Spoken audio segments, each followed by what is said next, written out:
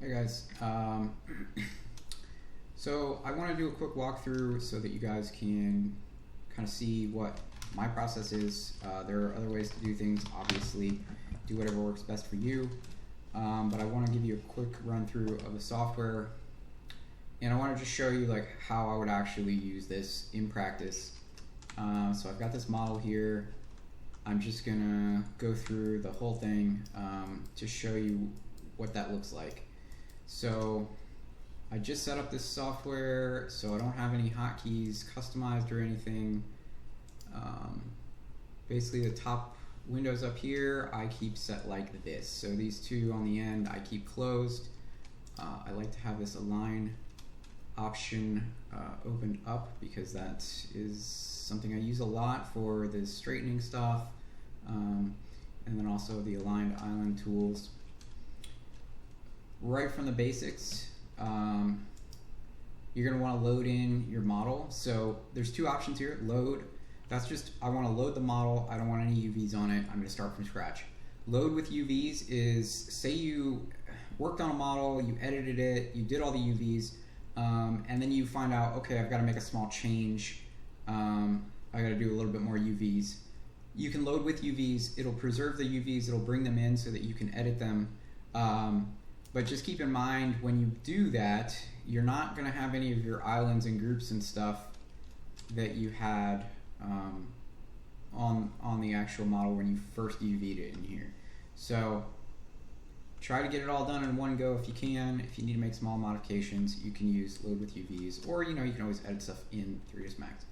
But once you've got it loaded, you're going to have a screen like this. Left side's 3D, right side's 2D. Default hotkey is E to make those larger, so full screen either side, just be hovering over it, press E. That is helpful when you're working, you want to get in there close. Very similar to 3ds Max, if you press F you can zoom, so that'll zoom the selection, whatever that may be, and that's super helpful for just navigating, keeping things on track. Let's go over some basic tools here.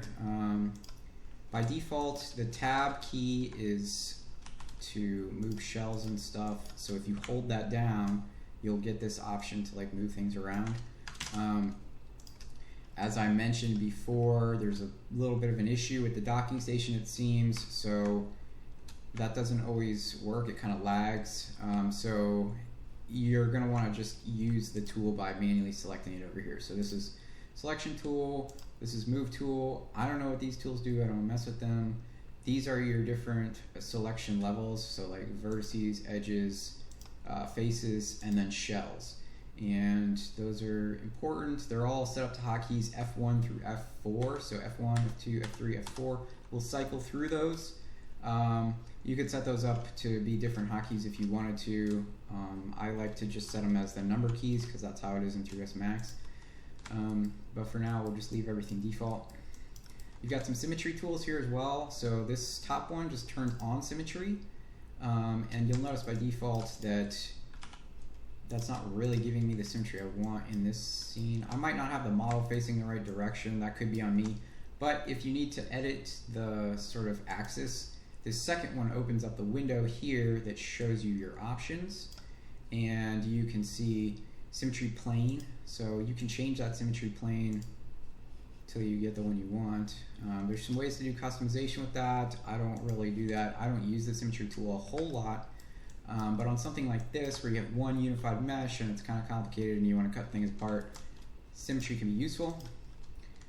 Selection for cutting is, let me just start here. Okay, so in order to cut the 3D into shells and everything, what you're going to want to do is make edge selections. So when it's blue, that means the edge is selected. If I hit the C key or come up here and hit the cut button in the top left, that will actually create a cut, which you see it's now turned orange.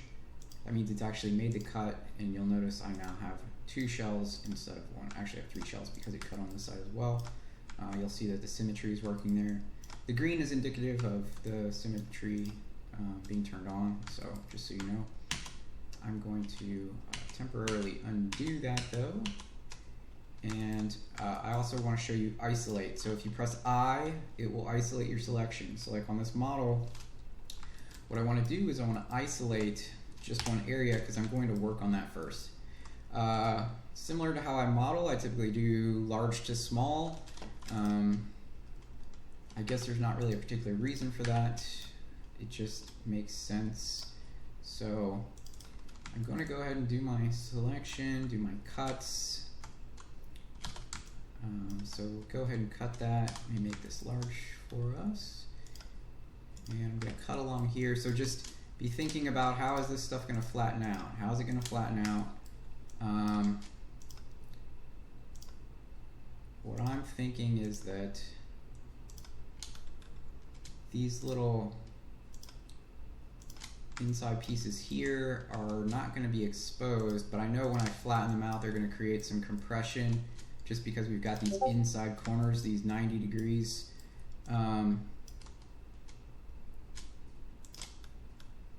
So I'm just going to cut them out in this case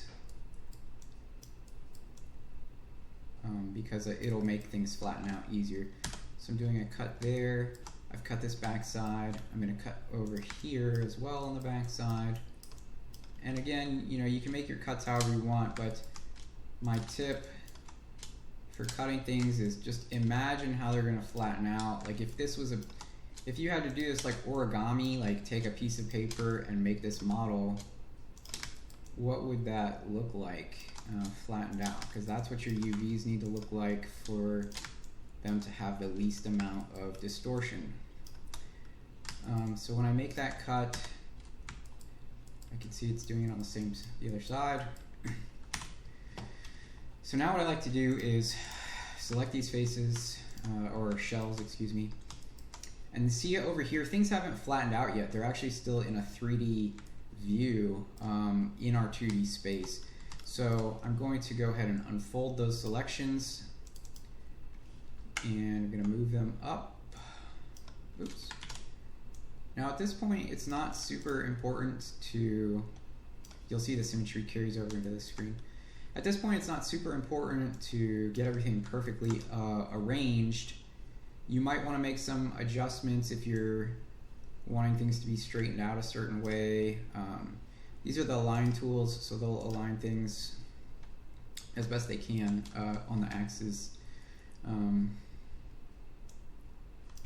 So I'll probably just have these flat right now, and then I'm also going to take these back faces and unfold them, and I'm going to align those as well. Oops. It's a little weird when you're using the symmetry in the screen. I usually don't. But what I want to do now is I want to select these things because these are the wings, right? So I want the wing pieces to all stay together. I want the wings to stay together so that when I go to texture, it's very easy to do everything and find it, and you know, it's just organization. So this is where I'm going to group things, okay? So by hitting this group button here, I've now created a group. I'm going to turn off symmetry so we can see this a little easier. So these things are now in a group. You can select everything in a group by just double clicking something in the group. And when you do that, you can move everything. Oh, see, the group's not moving there actually. So if I select my group, I should be able to move the whole group. I think. Oh, maybe I'm talking out of my butt here, but not important. What is important is all these things are in a group. So now what I'm going to do is I'm going to hide them, okay? Because I don't want to look at them while I'm trying to do all this other stuff. I don't want too many things on the screen because then it gets messy and confusing, and I don't like being confused. I'm not that smart. I need to like be able to focus. So I've got my mesh here. I'm going to go back to cutting. So I'm in selection mode. I've gone to edge mode. I'm going to cut this. If I double click, it'll try and do the whole edge loop.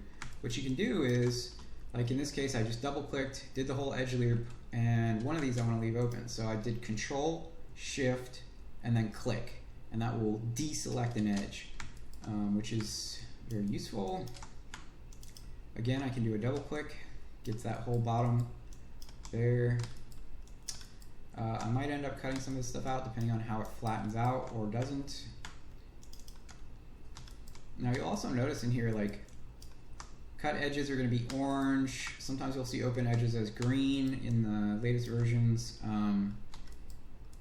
So it's just like if you see some orange lines or something where you don't expect when you just opened a model, you might have forgotten to weld some stuff together. You might have to go back in and check out your model and fix some stuff. So a lot of times you'll find errors just by bringing your model in and realizing like, oh, I screwed up. Okay, so I'm going to make these cuts. So I just hit C to finalize that again. I'm going to unfold this. I'm going to hit align so that it aligns straight up. And I'm going to use my move tool, transform tool. Kind of arrange that where I want it, make sure it's fitting. Okay, that's good. Again, at this point, it's not super important to scale things or get them positioned where you want them and all that stuff. You don't have to do that. Don't worry about that too much. Just get the rotation aligned how you want, because that's going to save you some heartache down the road when you get to the final stages of this. This is just a single object, so I'm not going to group it. If you have multiple pieces, you might want to group it so they stay together during the packing phase. So I'm just going to go ahead and hide that. Oh, and also, just looking over it, there's not too much distortion here. You can see a little bit of distortion on a round surface that's not all, the same shape. You're always going to get a little bit of distortion, but just try and keep it to a minimum. If it turns this red, like on this bar down here, that's obviously a problem. So just keep that to a minimum and you'll be okay. This looks fine, totally okay. Check your edges, make sure that you're not getting too much compression in some of the corners. Make sure you're not getting overlapping points, okay? You can move these points around individually as well. So, you can do small adjustments, come in here and adjust stuff. Just keep in mind, if you're doing any adjustments now and then you unfold everything later on or optimize, it's gonna change that stuff, right? So just don't make a lot of changes and then forget about it and then hit unfold or optimize and screw up your manual changes. So usually I save the manual stuff for the end, but you shouldn't have to do a lot of manual stuff as long as you've cut everything properly and you're getting proper unwraps, which you should be doing. If you're cutting properly, if your cuts are in good places, you're not going to have too much distortion, you're not going to have problems. You shouldn't have to do a lot of manual arrangement of things. So again, I'm going to go ahead and hide that. Then I'm going to press I, and that's going to end my isolation. Now I can see all my unhidden objects, right? So I've hidden a few things that I cut because I don't want to look at them because they're cut, they're done. Okay, so these are the things that are unfinished. So now I want to continue this process. So I'm going to turn symmetry back on because I've got a few things here that I want to do in symmetry. And I'm just going to go ahead and continue cutting for now. So I'm noticing here, like, okay, well, I don't know if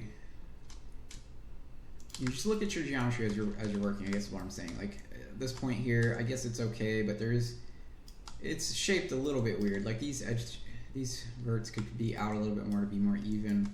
I know why I did that, and I think it's going to be okay, and I'm going to leave it. But you might find as you're working that you see some errors and you want to go fix them before you do all of your UV mapping. On this one,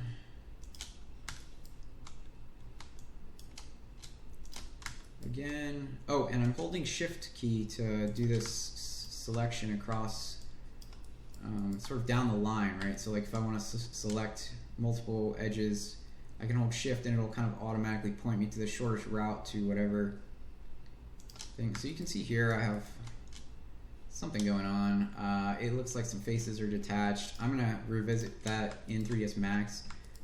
I'll probably have to re-weld some stuff there. But for the sake of this sort of tutorial, I'm just going to continue on for now. Excuse me. And I think I am actually going to cut all the way across the back here and make that a separate piece, just because it'll unfold easier and simpler. And sometimes I try to get fancy and keep everything as one shell. Obviously we don't want a lot more shells than we need, but you know, don't kill yourself trying to make everything one shell either, because you're inevitably going to end up with distortion sometimes if you do that. I know you guys know this, but just reiterating because it's a little bit more obvious in the software. Okay, so, you know, just checking over and making sure that things are looking like I expect them to look. Make sure that things are aligned. They are. Again, I want to keep all this stuff together, so I'm going to group it. You can do subgroups as well. So like if I said, okay, I've got this group here, and then I want to make these stay together within that group, and these stay together within that group. Okay, so now I have subgroups. See that? So I've got group 1. There are some settings that you can turn on for the grouping as well. So this, under this group display here, we should have some different options. One of them should show me my, so this is labels. One of them should show me, okay, there's outlines. Oh, well, I don't see the thing that I'm looking for.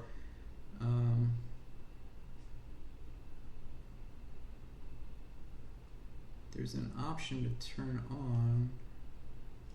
I think that should allow me to like select the whole group. I don't know where it is right at this moment. I'm not going to worry about it because I don't want to waste a bunch of time. Okay, well that works. So okay, so there. If I click content, it's giving me all the content. They used to have a different button for it. I see that they've changed it in this version. So if I hit content for the overall group, I get both subgroups, or I can just do individually subgroups. So that's important to know for when you want to move stuff around and arrange it. Hitting hide, H for hide. What else can we do? Okay, so I'm going to turn off symmetry now because I want to show you something new. I've got these wheels here. I've got 4 wheels. They're all the same. I'm going to cut up one of them. Okay, so I'm making my cuts. Well, I'm making my selections for my cuts. Okay, so you see I'm selecting, and I'm going to cut across the bottom here because I want this inside piece to be a shell, this inside piece to be a shell. Because this is going to be, also think about your materials when you go to texture this, right? So this is going to be a metal, painted metal, it's going to be white, and this is going to be a rubber tire, okay? So when I go to assign this in Substance, I want to be able to select the shell and say, hey, I'm masking this shell to just be the rubber material. That'll make sense when you're in Substance Painter, but just keep in mind materials of things, okay? So sometimes you may not need to make a cut. You know, I could just cut this down the center and have 2 sides, right? But then I've got to deal with 2 different materials, and I've got a weird seam down the middle. So just think about what kind of materials am I applying to these things in the future, and if I cut them a certain way, is it going to make it easier for me? So just doing that in here can save you some time. So now once I've made this selection, again, over in this menu, if I expand out, okay, sorry, I want that one. I want the one that says topocopy/stack. Okay, and this is going to allow me to basically select similar geometry. Okay, so right now the similarity level here is set to 0.99. That means if these objects that I want to select are like 99% the same, it's going to select them. So this is my selection right now. If I hit this button, you see now it's found these other wheels because they're the same geometry, right? They're the same topology, and it's copied over my selection to those other pieces. You can also do this by hitting, is it Control-C or Alt-C? Alt-C. So if I hit Alt-C, so this makes it very easy, and I recommend you remember these hotkeys. It'll take you some time, but it's worth remembering them. So Alt-C will automatically do that. It's selecting those similar things. Now, if you say wanted to also get these front wheels in, okay?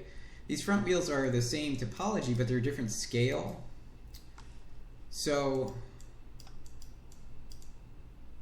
what we want to do is change the similarity factor. And now, see, they're selecting these front wheels as well. Because they're similar, they're just not exactly the same. They're not 99% the same. I don't know what the level of similarity is. So 77% is not doing it. 59% is not doing it. Oh, maybe I might be hitting the wrong buttons, but the point is there's a certain value where these are being selected now. So at like 50%, I'm getting it. It might be 50% smaller. I don't know how they're calculating that. Not important. The important part is now I've got all of these wheels. I only had to make one selection. The selection is made, so now I'm going to finalize the cut by hitting C. So I did Alt-C to select all the similar things, C to cut them. Now I can go into my shell view, and I can also do Alt-C here. So I've got one shell selected, the initial one that I was working on. If I hit Alt-C, I've now selected all those shells. Now I can hit the unfold button up here, or hit U, which is the hotkey, and now they're all unfolded. Now I can align them with my align tool over here. So this is what I was trying to show Rob earlier. The align tool will align them upright, but this tool here kind of makes them boxier. So you can see, because of how the cut is, because of how the expansion is, because of the shape of this round object, we're getting an inconsistent silhouette here. If I hit this button right here, it's going to rectangularize. Okay, so now it's made those totally rectangle. They're squared off. We don't have weirdness. What is this that I selected here? Oh, these are my shells here. I accidentally selected those. So again, like I can Alt-C and select those ones. It's not doing symmetry right now, which I think I can turn that on by changing this mode to both or to symmetry, and that might work. It still didn't work. That's okay. It didn't work, but I can do them separately. So I'll just do one on the outside and one on the inside. Maybe there's a difference between those. I might have modeled them differently. I'm not sure. But you'll notice that I just kind of moved everything away. A lot of times I just pull out to over here just so that it's easy to select all this stuff and pack it down. But like again, so these wheels now are rectangularized, so you can see there's not too much distortion there. You're going to get a little distortion because this is round and this is flat. But you can also do some grouping, and you can do some stacking as well if you want to. So what I might do here is I'm going to group everything, and then I want to select just the actual rubber of the tire. So I'm not selecting these metal rims, and I'm going to do a subgroup.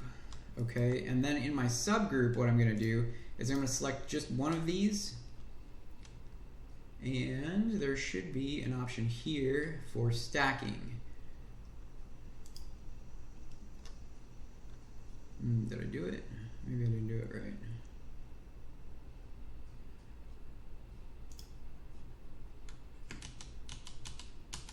Okay, bear with me. I'm human and I'm making mistakes, so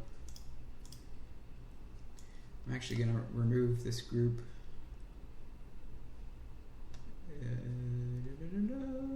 There we go. Okay, so I know there's a functionality for stacking similar objects. They've moved some of the stuff around too, so I'm trying to get familiar with some of that. Okay, well I see down here there's a stack similar option. So I've stacked similar here. So now all of these wheels are on top of each other, which means that when I go to texture, I could expand these out. You know, I could give them a little bit more textile density. And what I could do also is under my packing properties. So right now this is going to apply to the selection. If I have nothing selected, properties, and this goes across the board, really any setting. If you don't have anything selected, you're dealing on like sort of a global scale. If you have something selected, you're probably operating at just the selection scale. So right now I have the scaling factor set to 100%. That means the textile density is going to be 100%. So when everything is the same textile density, these are going to be the same textile density as everything else. But if I say, hey, you know, these are more important, they're stacked, I'm going to give them more textile density, I might say 400%. So now these are going to have 4 times the pixel sort of resolution as everything else in the mesh, because I want to make those tires you know, I want to be able to paint the treads in and stuff and have them look good. Okay, so I have all of those things. Again, I can do a group. So I'm grouping in these rims as well because they're part of the wheel and I want them to be in a similar area when I pack. So I'm going to group those, but then I'm also going to do a subgroup of these ones that I have stacked here, and then I'm going to lock them because by locking them, they should stay stacked on top of each other, but they should still pack within the parent group. So they're going to pack down. It'll make more sense when I show you the packing at the end. And obviously I hope that it works because I could be just saying stuff and then it doesn't actually work out like we want it to. But so that's another feature there, okay? We're just thinking about like, how am I gonna pack all this stuff together? How do I want it to be laid out for when I texture? It's all about making everything work for the textures, okay? So a lot of times I don't do symmetry. A lot of times what I do is I leave symmetry turned off, and I might come in here and do my cuts. And I know there's another engine, right? So I know that I still need to do the cuts on the engine. So one of the things like right here, what you might think is like, well, why don't I cut just that center face out there? The reason for that is, right, when I go to do my textures, I know that I'm gonna have like a soot texture on the back here. I'm gonna have like a black soot texture. And this is going to be black because it's kind of a hole, right? So I'm going to represent that with a matte black texture. But then I want the soot, the burn, the heat to extend down into this metal piece here. And it's not really going to go around the edges. So even though I'm going to get some extra distortion from putting this in here, it's not going to matter.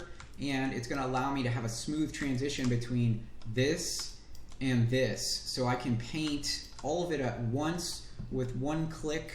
And get a smooth sort of scorched black area. It'll make sense in the texture. So just again reiterating, like, think about your cuts in terms of how you're going to texture, where are those seams going to be, you know, so like I got to make a cut across here so I can flatten out this main engine body. A lot of times I'll go across the bottom since we're generally seeing our models from above or maybe from the side. You're not going to notice it as much. But you might also go from the side over here. So I could do across the side because I know, like, okay, well, it's mostly covered by this geometry. So this seam is not going to be visible.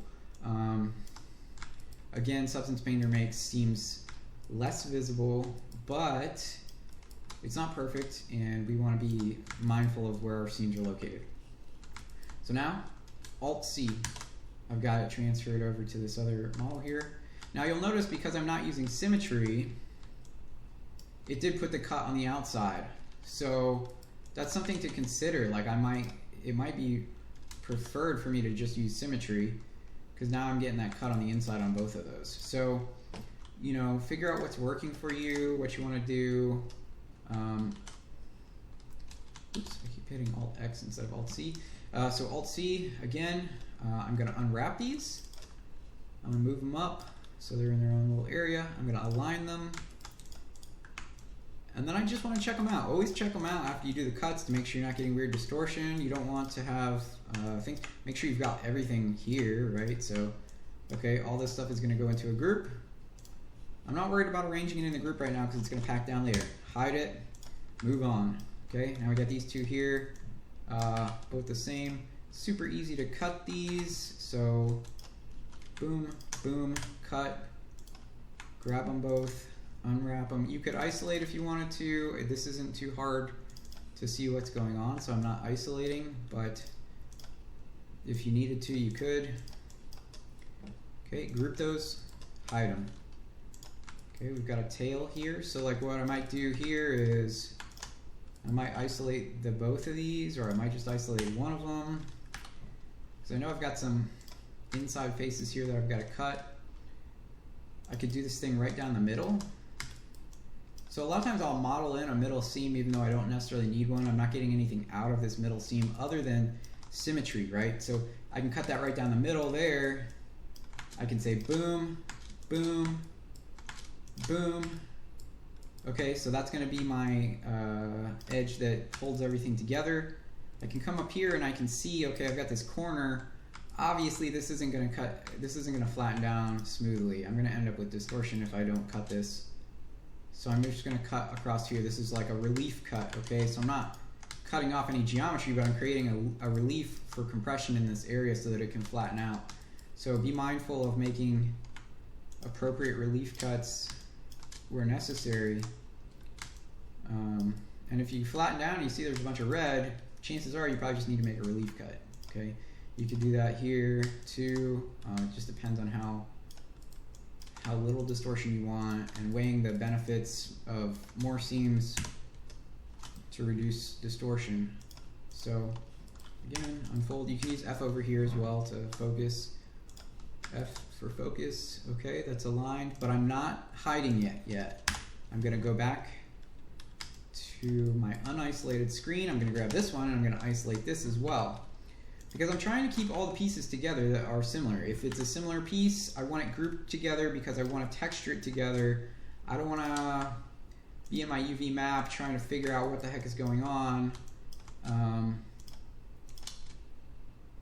You know, because I've got a mess all over the place. You know, when you're packing, even though you're using automated features, it's still important to have a logical layout to your UVs. That's just good practice. We want to continue to utilize good practice even though we're using some automation. Okay. A lot of people don't like automated packing and stuff because they think that it's not doing a good job and that it should just be done by a human, but usually that's because the human is being lazy and not doing their part. They're just relying on the full packing features. So don't be that guy. I'm gonna make a cut there as well. All right, let's see how this unfolds. I don't know if this is gonna unfold well. I definitely need to make a cut here too. Don't have my hotkeys set, so if you want to deselect multiple edges, you can do Control Shift and you can do a drag, and that'll deselect with a marquee selection. So that's useful. Unfold, align, and that is what we like to see. This looks like it unfolded pretty well. So this is one of those where it's like it's a complicated shape. A lot of times you'd probably cut this up into multiple shapes, but if you can keep it as one, that might be better.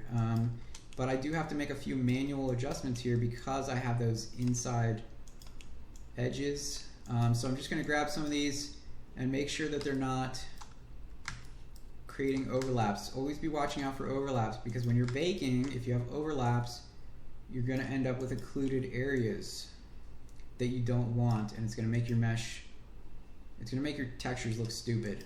We don't want to look stupid. We want to look cool. So there's that. Again, be careful if you hit unfold, if you hit optimize, those changes that I just manually put in are going to probably go away. So I'm going back to my unisolated state because I want to select these together, and also this. Oh no, I don't want that. Okay, I want to select those two and I want to group them. And you could, again, you could do a larger group, like I could incorporate these wings as well and maybe do some subgrouping or whatever. In this case, I'm not going to worry about it. I'm going to do the tail and then I'm going to do this separately.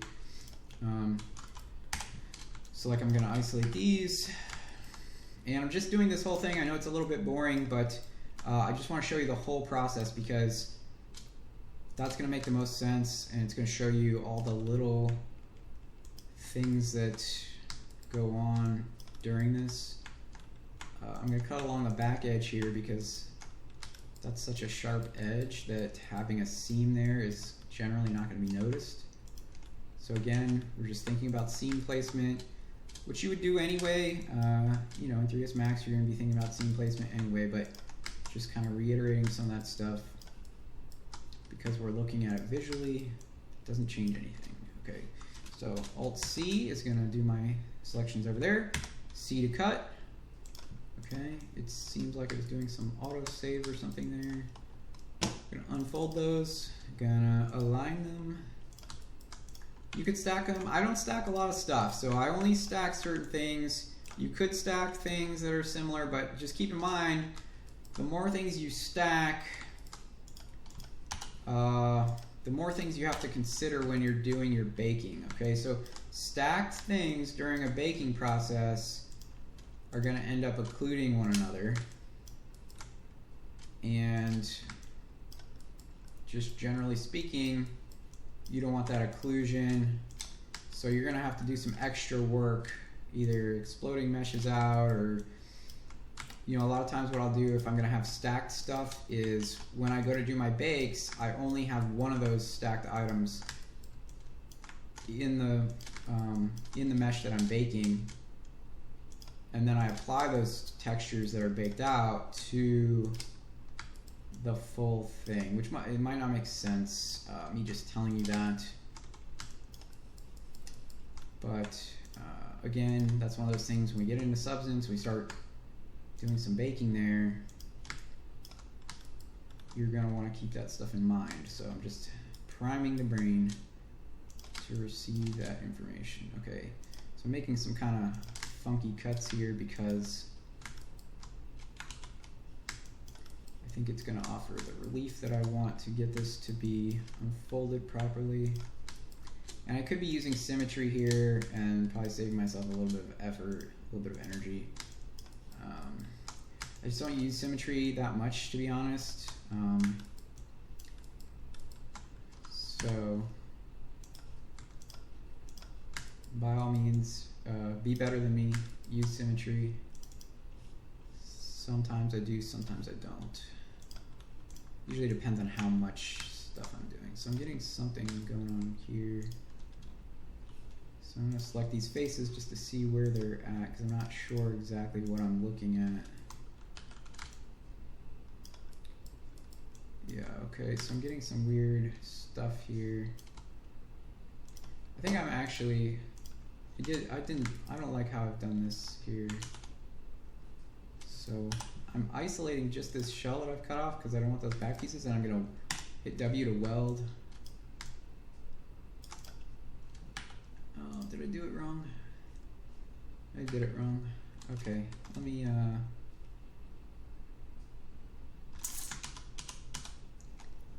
I'm going to select all these edges, okay? And welding. Yeah, I'm still getting those other pieces that I cut out. Okay, so I screwed this one up. I'm going to unflatten it. I've unflattened it. Now I'm not seeing any of that distortion because it's not been flattened yet, so it doesn't show distortion on unflattened things. I'm going to cut all the way around this edge. I'm going to make this 2 pieces. So that's going to give me the most. See, I still have some cuts in there. Okay, there we go. Unflattened, uncut.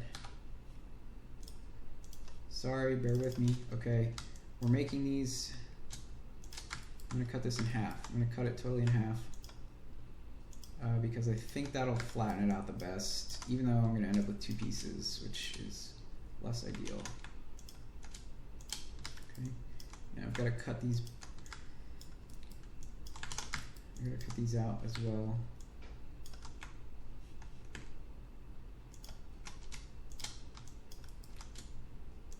Bear with me, bear with me, bear with me. I'm going fast, but going fast can also lead to mistakes.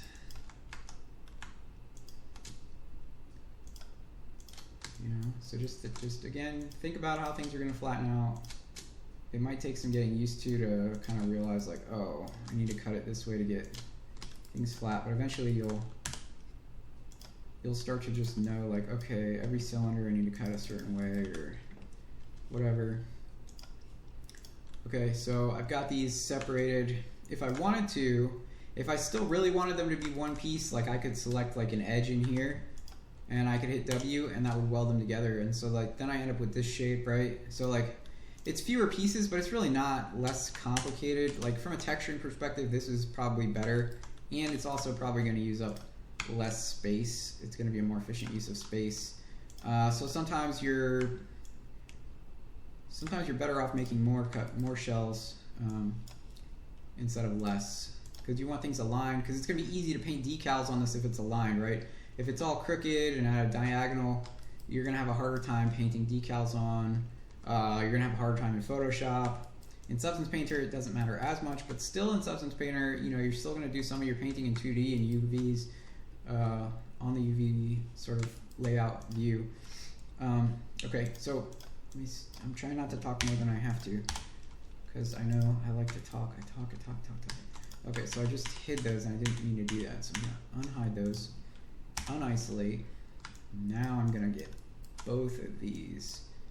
I'm gonna remove the group, I'm gonna create a new group, and then I'm gonna pack, or well, I'm not gonna pack those, I'm just gonna hide them for now. What is this over here? Okay, so this is an error that I had on one of the end of the wings. I gotta fix this in 3ds Max, so you know, that's something I'm just gonna hide. I just have to be mindful of it. What I might do is sometimes if I get error geometry, I'll move it out of the UV space. So like this is my 0 to 1 UV space. So I'm gonna move it out of the UV space so that later on when I'm in 3ds Max, I can address these easily by putting on that UVW modifier. I can select these, I can see exactly where they are on the mesh. I can fix whatever problems I have there, whether that's rewelding, doing some projection, unwrapping, whatever I have to do. But just you don't want it up in your stuff, because that's, I've got another one here, which is probably the other side. Yeah, so, you know, there's just some errors that have to be fixed. Sometimes there's going to be errors. It happens. But again, like those things, I'm also going to hide those so that I'm not looking at them, because they're not something I'm going to continue to make cuts on. They are what they are. Fix them later. They're done. They're done in terms of UV mapping. Okay.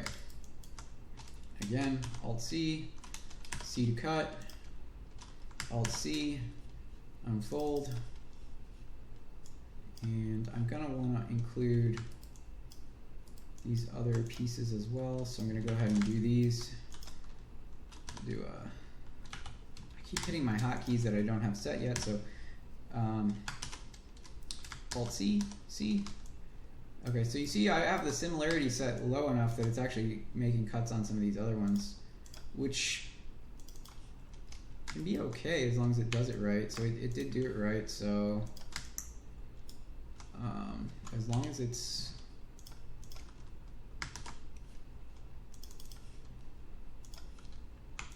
okay. And you might want to rearrange some of these so they're facing the right direction or whatever. Now a lot of times what I'll do, well, I'm not going to get into that yet. I won't get into that yet, sorry. Okay. This one still needs to be cut, and this one still needs to be cut. I'm going to isolate so I can see it a little bit better. Excuse me. I'm going to make a cut here. Oops. Oh boy. I'm cutting around the cylinder. I usually do not cut the full cylinder head off,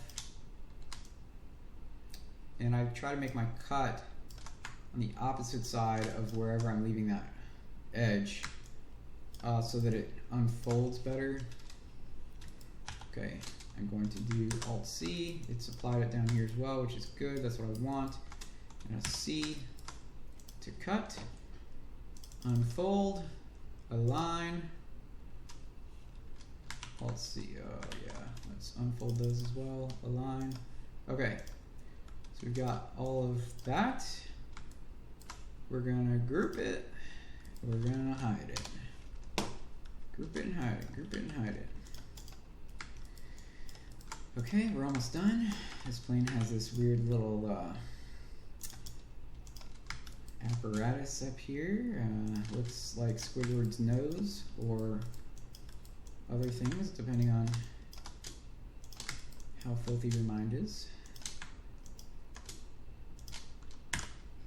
So we'll go ahead and cut that. And I don't always know if it's going to unfold properly, so I like to look at it afterwards. Okay, so I find this level of distortion acceptable for this area. If you don't, you could make some more relief cuts or something. You could cut it differently.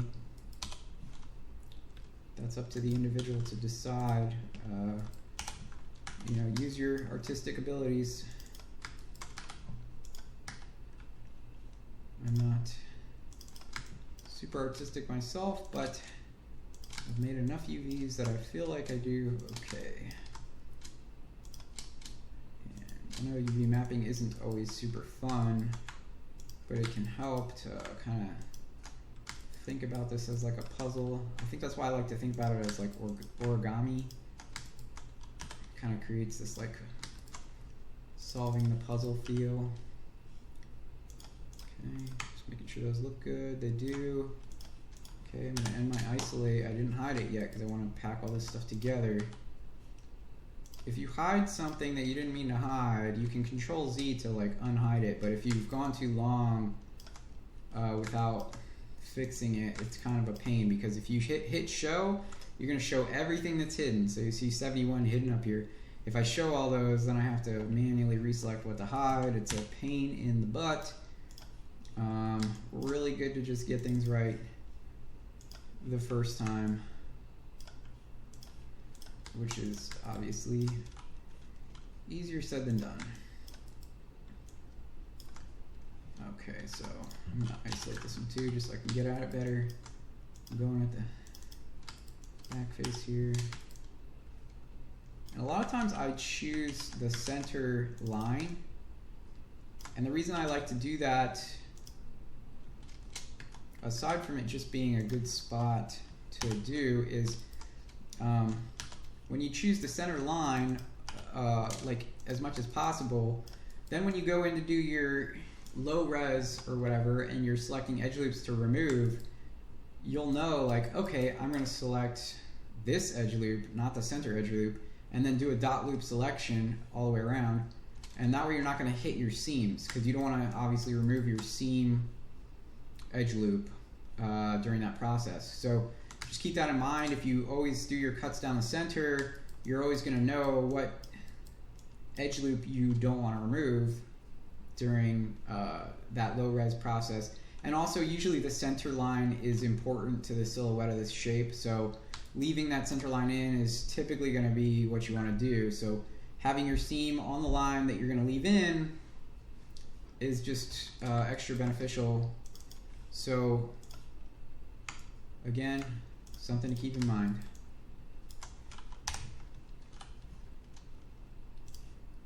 I know all this stuff is pretty much common sense, but you know, still helps to think about it consciously. So like right here, I'm seeing I have an error. I don't know what I did. I must have extruded this edge in or something on accident. I might have had it selected when I was doing some kind of thing. I'm going to cut that out as its own. Well, I'm not going to do that. I'm going to remove these and I'm going to cut down here. And then I'll go around. And this will be two pieces, because I can do a cut here. I can do a cut around this. So this is now sort of like a cylinder. I'm treating it like a cylinder.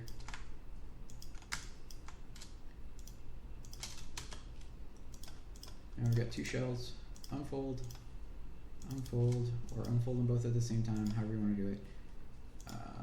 Go back to my isolated view, unisolated view. Okay, we need to cut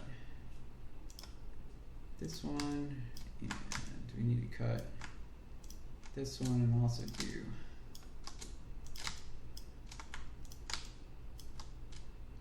this, okay?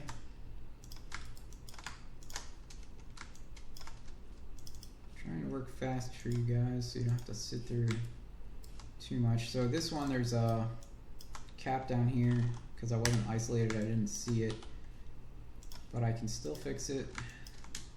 All I have to do is come in, make my cuts, and then I'll just hit unfold again.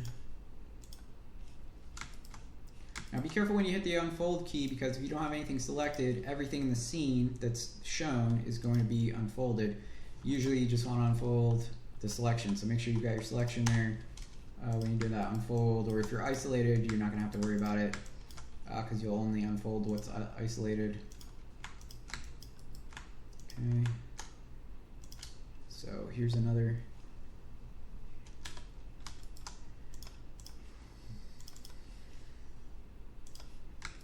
Okay, and there's a little bit of distortion there. This is a small part. We're not going to see it. It's not too much distortion. It's fine. I'm not going to worry about that. So we've got all this stuff. We're going to select it all. We're going to group it. We're going to hide it. Oops. Content? Hide. Okay. Hitting F just to make sure there's nothing else in my scene. There's not. So I've now reached the stage where I've cut all my shells. So now everything is hidden. I'm going to show everything. So now I've got all my groups here. What I like to do right off the bat is I hit P, and that's going to pack. But that's packing at like a super low rate. So obviously it looks like crap. Things aren't packed very well. I'm actually going to select everything and do another pack because I want the groups to pack as well. Oh crap. Okay, so see, I just made a mistake. See how these things just got tilted and stuff? I'm going to Control Z, Control Z, Control Z, go back to where everything's unpacked. Okay, so I've got some settings that I need to set right now, okay? Up here in the packing properties, we have a lot of options, a lot of buttons. Most of them we're going to leave totally alone, but make sure you have nothing selected because we want to affect these settings for everything. Under Initial Orientation, we have various settings here. So this is like horizontal, vertical, XYZ. I don't mess with those. I don't know what those are. Those are new. But basically horizontal or vertical means it's kind of like hitting the Align Island button, which we know doesn't always align things properly if they're not rectangular in their sort of shape. So what I have done is I've already manually aligned things as I went along using these buttons and also just using the transform tool to align things how I want them. So I'm going to turn this initial orientation off because I don't want it to automatically rotate these things before it packs. I want it to keep my rotation and just pack things. So it's going to translate them, but it's not going to rotate them. Under optimizations, what you'll see is this option, which is 90. Right now it's set to off. Basically what this is going to do is during the packing process, it'll try to rotate it however many degrees you put in here. So you could manually put in, hey, I want you to do 45-degree iterations. Or you can do 90 degrees. So that means that like it's going to keep my alignment, but it might rotate by 90 degrees and see if that fits. So it's not changing that flat sort of alignment that I've created, but it is going to give me like 90-degree right angle rotations if I set this to 90, which I typically like to do because that will give me the most it'll give me a better pack, right? It'll give me a tighter pack, which is better utilization of my space. But sometimes I don't like to have that turned on because say I have this group down here, this big purple group, okay? What it could decide is that, hey, I'm going to rotate this one 90 degrees and I'm not going to rotate this one because that fits in and packs better somehow into the total scheme of things. So I could say, hey, I just for this group or for just these selections here, I want that off. But maybe for everything as a general rule, I want it to be 90. Or like maybe I don't want my body, you know, maybe I know like, okay, when I go to texture this thing, I want to make sure that the tail end is at the bottom and the nose is at the front, right? Or maybe I want it vice versa. You know, so that might be one where I don't want it to do any kind of optimization. So on just that selection, I can turn that off. But now you see if I click something else, okay, it's 90, it's 90. On the general rule, it's 90. But on these certain things that I've set, they have rules to them. And you'll actually see this little black box here that's on top there. It's basically describing some of those rules. I don't know necessarily what this means. AS0 it looks like. So I guess that's meaning don't rotate, keep it 0-degree rotation. But you can do that with basically everything. Like see, these have also a demarcation X400. That's because those are the tires earlier that we set to be 400 times, or excuse me, not 400 times, 400% of the textile density. So now, with that set, I'm going to go ahead and just do that initial pack. So just want initially, I'm going to select everything I'm going to pack.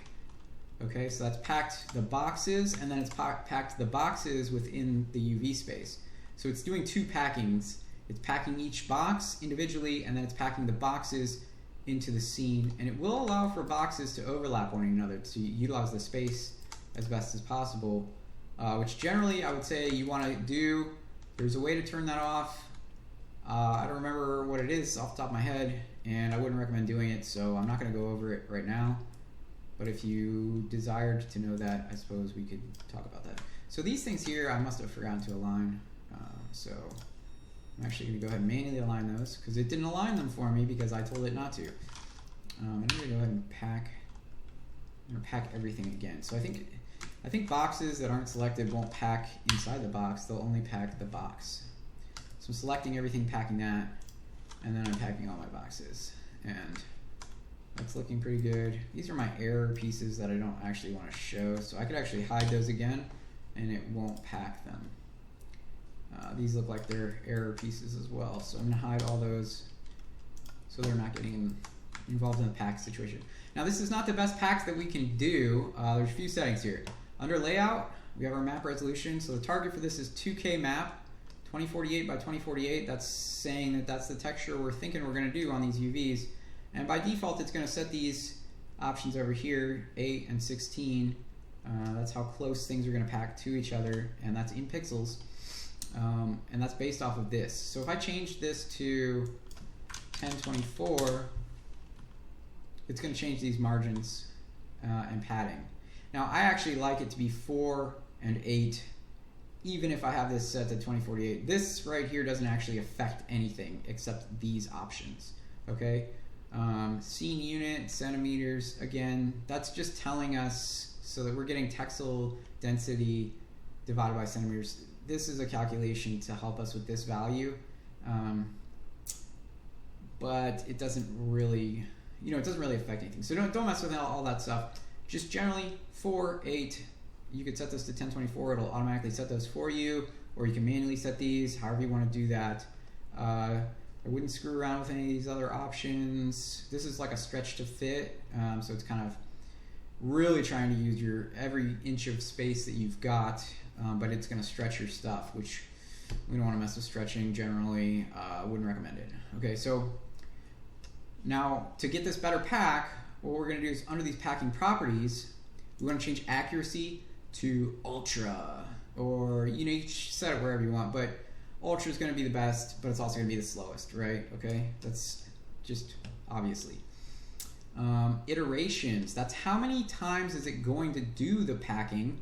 Because what it'll do is it'll pack for one iteration, and then it'll try another iteration and see if it gets a tighter pack. And it's going to choose the best, the one that utilizes the most space, okay? So the one that uses the space most efficiently, that's the pack that it's going to end up using.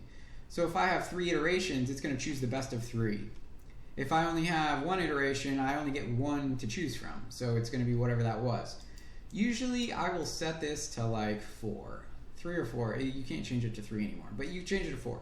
I'll usually set it to 4, and I'll keep this optimization on 90 because that'll allow it to try 90-degree rotations on the objects while still giving us, not taking all day, and it'll give us a good tight pack generally still. So once I've got all that stuff set, I'm gonna again select everything and I'm gonna hit pack. And it's packing. You can see that it got tighter because it brought everything in a little closer. And then at this point, I'm just going to look at stuff, right, and see if there's anything I want to optimize manually. So like this, I want this to be rotated this way. And, it might be at this point that I decide, okay, well, 400% wasn't really enough. I might decide, hey, maybe I want this to be 800%, and I might decide, hey, maybe I want to stack all of these as well to really utilize this space more efficiently. And I might also decide, hey, also let's go ahead and set the scale of these a little bit higher because why not? We want to maybe paint some little bolts or something in there.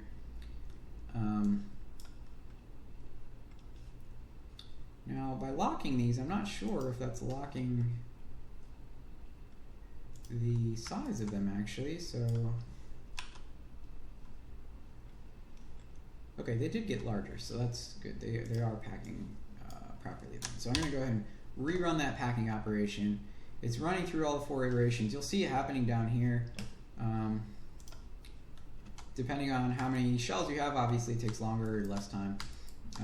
But this is a good spot to do like any kind of modifications that you think you might need to, or you just want to because you think, oh, well, the computer did okay, but it didn't do quite what I wanted. You know, I might want to have all these things facing this direction, and maybe I want to rearrange this and put it down here, and then move this up.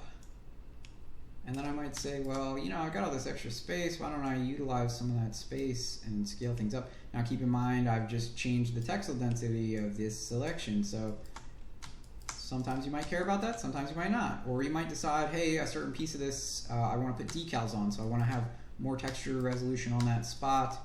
But basically, that's it. Once you've done all that process, you've got things packed how you want, you're happy with it, then you can just wrap things up. You know, you can say everything's good, do a final sort of overview, and then you're just going to go File, Save.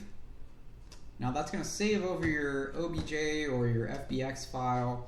I typically use an OBJ file because OBJ files don't support all the nodes and things that an FBX does, and I feel like an FBX just introduces more complication. I'm not saying FBX is bad to use or that you shouldn't use it.